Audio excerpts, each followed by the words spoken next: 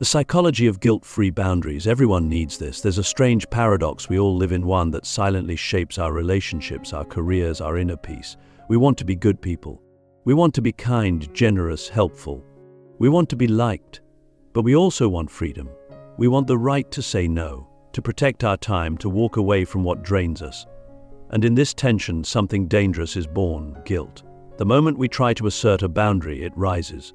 That creeping, hollow feeling that maybe we're being selfish, maybe we're hurting someone, maybe we're not as good as we thought, and so we fold. We say yes when we mean no. We stay silent when we need to speak. We apologize for things we didn't do wrong. Slowly, but surely, we disappear from our own lives. And the irony is brutal. We give everything to others and lose ourselves in the process. But what if I told you that guilt isn't a sign you're doing something wrong? What if it's a sign you're finally doing something different, something your nervous system, your upbringing, and your culture never taught you how to handle? This is where philosophy becomes urgent. Because to live without guilt, to set boundaries without losing your sense of goodness, you have to redefine what it means to be moral. You have to ask, what is kindness really, if it comes at the cost of my truth? What is love, if it demands I abandon myself to keep it? Let's go deep. Most of us were taught, explicitly or subtly, that being a good person means being available, agreeable, and accommodating. From childhood, we were praised for compliance, not clarity. We were rewarded for putting others first, but rarely taught how to honor our own needs without shame. And so we internalized a dangerous equation. My worth equals others being pleased with me. This is the silent programming behind so much anxiety. It's why we overexploit ourselves, why we burn out, why we attract people who take more than they give, because somewhere deep inside, we believe that saying no makes us unlovable. But here's the philosophical shift that changes everything. A boundary is not an act of rejection, it's an act of alignment. It's not about pushing people away. It's about pulling your life into integrity. When you say no, you're not closing your heart. You're opening your life to what's true, what's healthy, what's sustainable. And the guilt you feel, that's not proof you're bad. That's evidence you're breaking a pattern.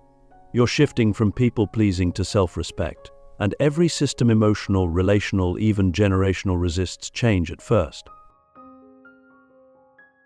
Click subscribe to this channel to get more profound insights. Let me ask you this. Whose comfort are you protecting by staying silent? Whose expectations are you living under, and are they even yours to carry? When you start asking these questions, you begin to see the cost of your compliance. We think boundaries are about others, but they're really about us. They force us to confront our deepest fears. Fear of being disliked, abandoned, misunderstood. And that's why most people avoid them. Not because they don't know how to set boundaries, but because they don't know how to survive the emotional backlash that follows. But here's the truth. That backlash is temporary. The exhaustion that comes from self-abandonment, that's permanent unless you change. So now we step into the deeper layer.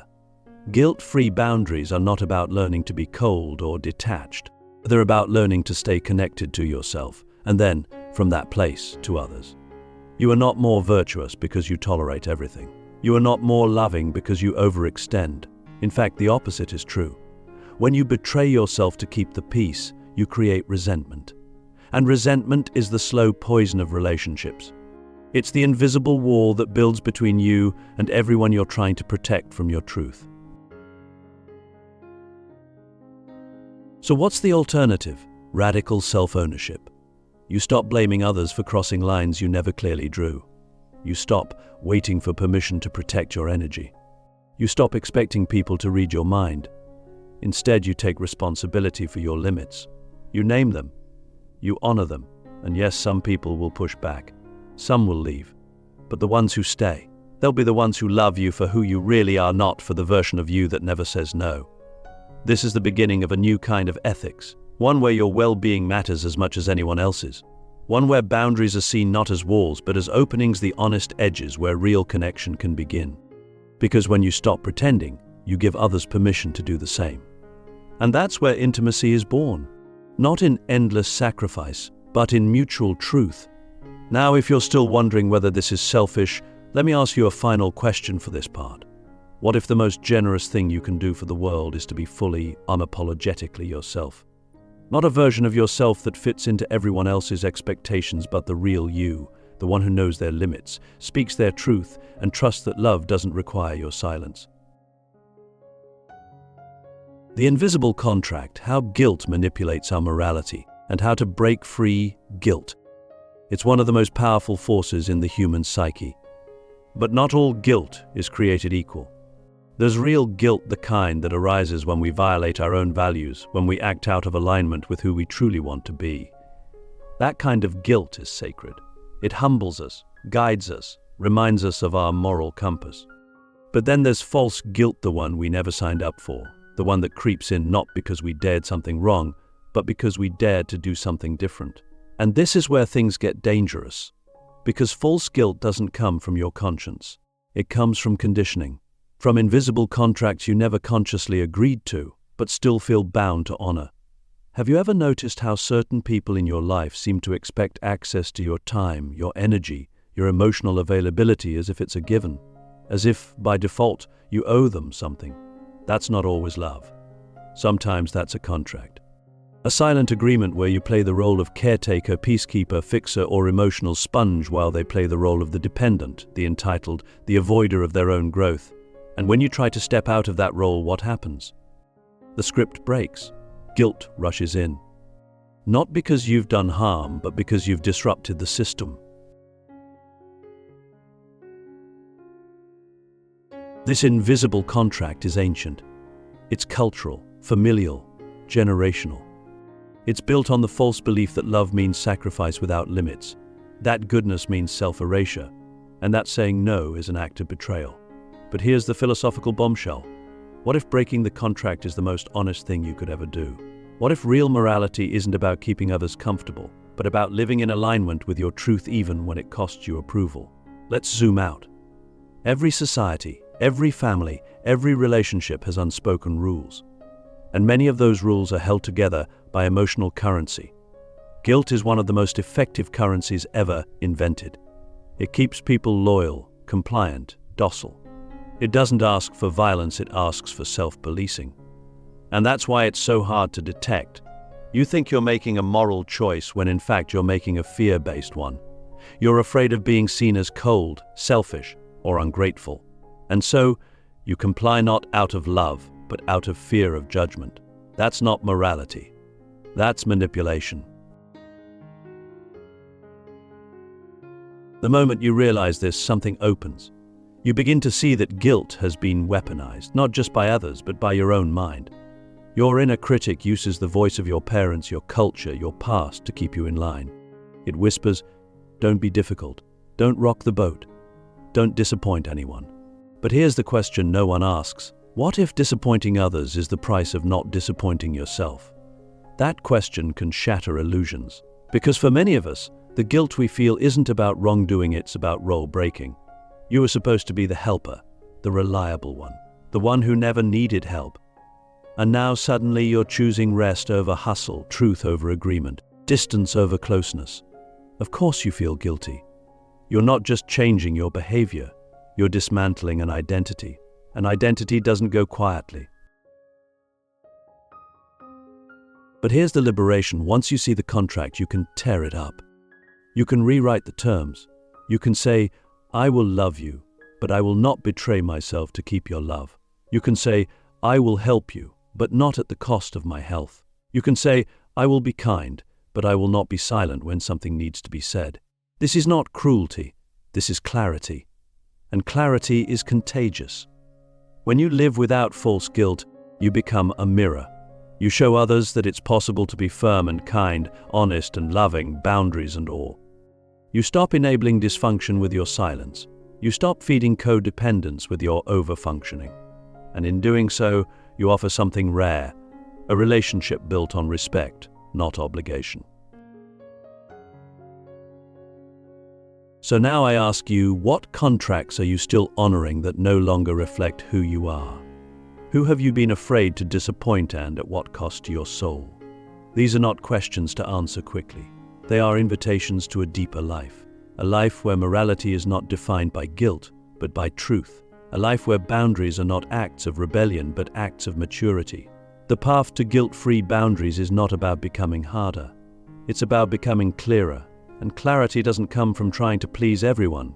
It comes from asking yourself again and again, what is honest, what is healthy, and what is mine to carry? Sacred selfishness. Why protecting your energy is the most generous thing you can do. There's a word we've been taught to fear. A label that, once placed on us, feels like a moral stain. Selfish. It's the insult that ends arguments, the judgment that silences boundaries, the invisible leash that keeps us from doing what we know is right for us. And yet, if we pause long enough, if we dare to interrogate the word instead of internalizing it, we begin to see something astonishing. That maybe, just maybe, there is a version of selfishness that is not only healthy but sacred. A kind of selfishness that isn't rooted in greed or apathy, but in self-respect. A form of inner loyalty that says, I matter. My time, my peace, my energy, they are not infinite, and I will not squander them just to avoid being misunderstood. You see, we live in a culture that celebrates exhaustion. We admire the selfless. We canonize those who give until they collapse. But what if that's not noble? What if that's a quiet tragedy? What if the constant giving, the overextension, the inability to say no, isn't proof of character but evidence of a wound? A wound that tells us we must earn our right to exist through usefulness. A wound that says, if you're not needed, you're not worthy. But here's the philosophical reversal we rarely hear. You do not exist to be used. You exist to be you. Not a tool, not a resource, not a savior. That person, with limits, with preferences, with a soul that requires maintenance, solitude, pleasure, and protection. When we live in denial of this, when we ignore our own depletion in the name of being good, everyone loses. Because what the world needs is not more burnt-out givers. It needs whole people who give from fullness, not obligation. People who know the difference between generosity and martyrdom. People who understand that protecting their energy is not a luxury, it's a responsibility. Let me ask you something that might rewire everything. What if every time you say yes when you mean no, you're not just betraying yourself, you're robbing the world of your best contribution? Because the truth is, when your energy is scattered, your purpose is diluted. When your time is hijacked by guilt, your mission fades. When your life becomes a series of obligations, your creativity suffocates. And yet, we praise this as virtue. We call it being selfless. But what is left of you when the self is always the first thing you sacrifice? This is why I call it sacred selfishness. Because it's not about hoarding your energy, it's about stewarding it. It's about seeing your life force as something holy, not disposable. It's about realizing that every no to what drains you is a yes to what sustains you. That every time you decline an invitation, delay a response, or step back from drama, you are not retreating from life, you are making space for deeper, truer living. But here's the catch. Sacred selfishness requires courage. It means being willing to disappoint people who benefited from your lack of boundaries. It means letting go of the image of being the reliable one, the strong one, the one who always comes through. It means grieving the roles you've outgrown and trusting that what arises in their absence will be more honest, more aligned, more alive. And yes, people will talk. They will call you distant, cold, difficult. But that's only because they were never relating to the real you. They were relating to the version of you that didn't yet know how to protect herself. And the more you grow, the less you'll need to explain, because your energy will speak for you. Your peace will become your boundary. Your presence will become your answer. So let me leave you with this. What would your life look like if you stopped apologizing for your limits? If you stopped negotiating with your exhaustion? If you treated your energy like treasure, not trash? This is not a call to isolation. It's a call to integrity, to give only what is true, sustainable, and freely chosen. That is the most generous thing you can do. Because when you honor your energy, you become a source of clarity for others. You model what it means to live in truth. And in a world full of noise and neediness, that clarity is a gift. The final boundary. How to become immune to guilt and unshakable in self-respect. There's a moment in every journey of growth when you stop asking for permission. Not out of defiance, but out of clarity. You realize that your boundaries are not up for debate. They are not invitations for negotiation. They are declarations of self-respect. This is the final boundary, not the line you draw between yourself and others, but the inner threshold where you finally declare, I will not abandon myself ever again. It's the moment when guilt no longer controls you, when self-respect becomes your compass, and your life begins to align in ways you never thought possible. But how do we get there? How do we reach a point where guilt no longer hijacks our truth? First, we must understand what guilt really is: a psychological echo. It's the residue of past conditioning, a mental reflex left over from a time when pleasing others was linked to survival. As children, approval meant safety, disapproval meant risk of rejection, of punishment, of emotional exile. So we adapted. We learned to scan for others' needs, to shrink our desires, to check ourselves before every no. But what kept us safe back then is what keeps us stuck now. Most of our guilt isn't about doing something wrong, it's about doing something unfamiliar. And unfamiliar to the nervous system feels dangerous. This is where the philosophical shift must occur. We must stop treating guilt as a moral authority and start seeing it as a sign of growth. Guilt isn't always the voice of your conscience, it's often the voice of your past. And when you can witness guilt without obeying it, you begin to reclaim your power. You start to realize, just because I feel bad doesn't mean I've done something bad. That one insight can change everything. It moves you from guilt-driven reactions to values-driven actions. You stop asking, will this make them upset? And start asking, is this aligned with my truth? Let me ask you something deep, something most people avoid.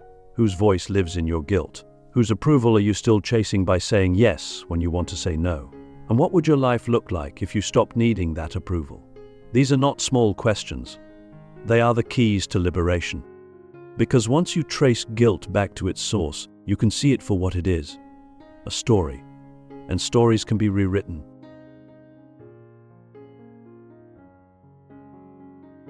To become unshakable in self-respect, you must practice what I call boundaries without justification.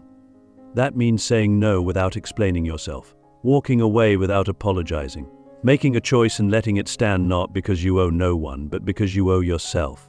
Every time you explain a boundary, you unconsciously suggest it needs to be defended. But it doesn't. A true boundary doesn't beg for understanding. It simply is. And yes, this level of clarity can be lonely at first, because the world is used to the version of you that bends, the version that accommodates, the version that softens every truth to make others comfortable. When you change, people react not because you're wrong, but because you're different. And difference threatens the status quo.